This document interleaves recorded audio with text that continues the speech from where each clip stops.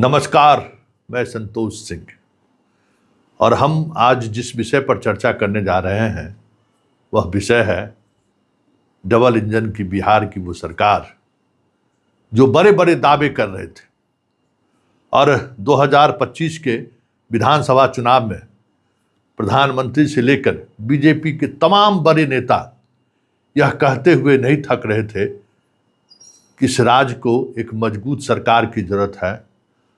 वो वैसी सरकार होनी चाहिए जो दिल्ली में भी बैठी रहे और पटना में भी बैठी रहे।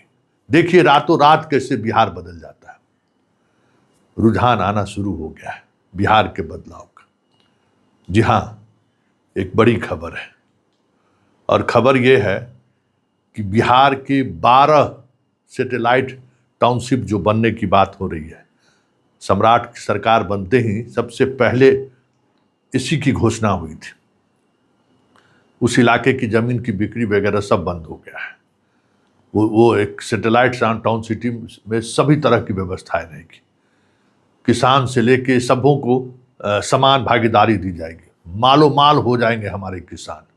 बिहार बदल जाएगा, बदलता हुआ बिहार दिखेगा। सपना तो इसी तरीके का दिखाया गया है और ये सपना अब हकीकत में बनते हुए नजर आ रहा है। हकीकत यही है कि उस 12 सैटेलाइट टाउनशिप की सारी जिम्मेवारी निर्माण से लेके और निर्माण कैसे टाउनशिप डेवलप करेगा, उसका क्या मैप होगा, क्या नक्शा होगा, कैसे आप उसको ये कीजिएगा, ये सारा कामकाज गुजरात की कंपनी को दे दी गई है। डबल इंजन की सरकार का पहला बड़ा धमाका। जी हाँ, आप कह सकते हैं कि इससे बड़ी बात और क्या हो सकता है। जरा देखिए कि ये जो टाउनशिप बनेगा वो CEDF है और ये जो संस्थान है जो नियोजित विकास करेगा, स्मार्ट शहरीकरण, बेहतर जीवन, रोजगार के अवसर, सब कुछ ये रहेगा। तकनीकी सलाह देंगे गुजरात की कंपनी, मास्टर प्लान बनाएगा, बुनियादी ढांचा, सब कुछ। ये अब देख रहे हैं, हमारे स्क्रीन पर देख रहे हैं ना कि जो हुआ है उसमें क्या है। सो गुजरात के विशेषज्ञ इसमें अपना योगदान देंगे। बिहार में ये जो मॉडल है ना, ये मॉडल गुजरात के द्वारा पूरे प्रदेश में तैयार किया जाएगा। अगर देश स्तर पर हम बात करें तो इस तरीके के टाउनशिप डेवलप करने का जो अनुभव है या फिर इस तरीके के टाउनशिप डेवलप करके देश के स्तर पर जिसका सबसे बेहतर परफॉर्मेंस माना जाता है, उसमें गुजरात की कंपनी का दूर दूर तक स्थान नहीं है। कई IIT है जो इस काम को देखती है, कई चंडीगढ़ की कंपनी है जो इस तरीके का काम देखता है, कई मुंबई भी है। और आप जानते हैं कि देश की सबसे बेहतर सिटी के तौर पर जो अभी तक डेवलपमेंट हुआ है जो सिटी के तौर पर, आप देख लीजिए उसमें गुजरात कहाँ है।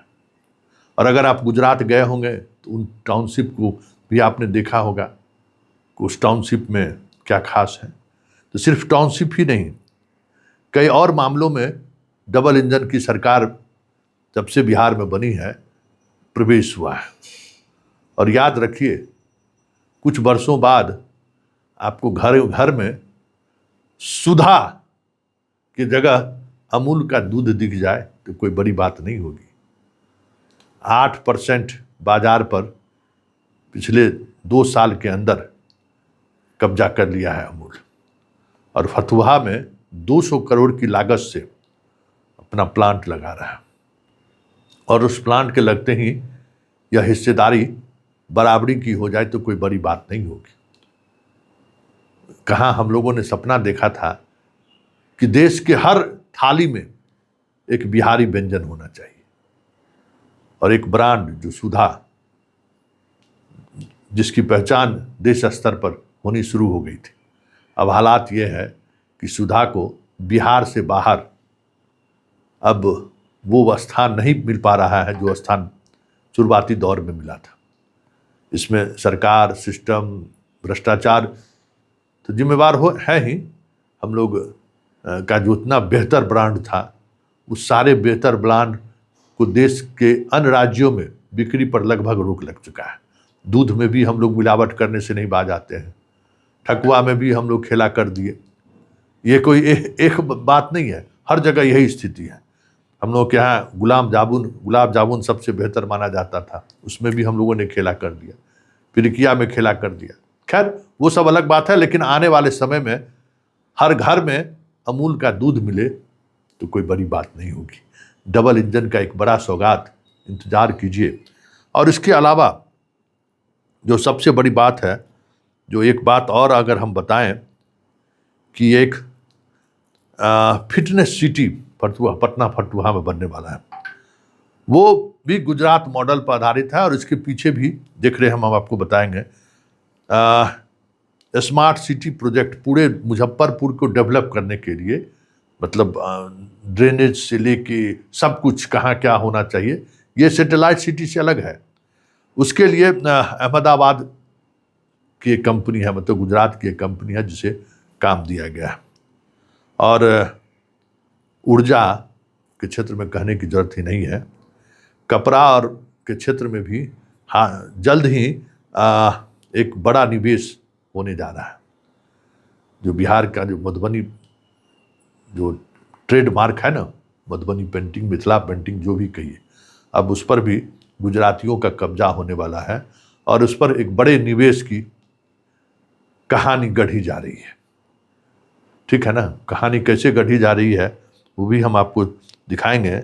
और सबसे बड़ी बात जो है, जरा वो आप देख लीजिए, ये देख लीजिए, पटना मेट्रो चल रहा है।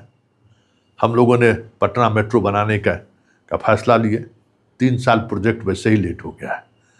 जिस कंपनी को बिहार की सरकार ने, उस समय में भी डबल इंजन की सरकार थी, केंद्र और राज्य में एक ही सरकार थी, गुजरात के जिस कंपनी को हम लोगों ने बनाने का ठेका दिया, इंजन और बॉगी, एक इंजन और बॉगी में 3 के हिसाब लगभग 32-33 करोड़ रुपया खर्च होना था, वो आज तक मुहैया नहीं कराए लोगों ने।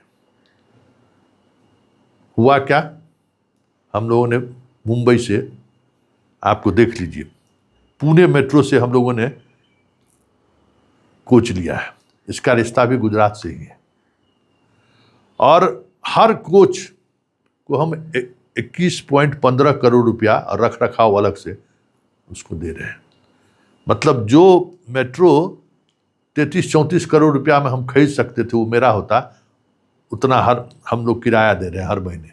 अब सोच लीजिए, कहाँ 33 करोड़ में पूरा, 21 करोड़ किराया दे रहे हैं, रख रखाव अलग है। यही है गुजरात मॉडल, जिसको समझने की जरूरत है। और समय पर कोच नहीं मिला तो खुश होइए, डबल इंजन की सरकार ने हमें बिहार को एक उन्नत बिहार बनाने का जो सपना मोदी और शाह जी बना कर गए थे, वो सपना मूर्त रूप लेने लगा है।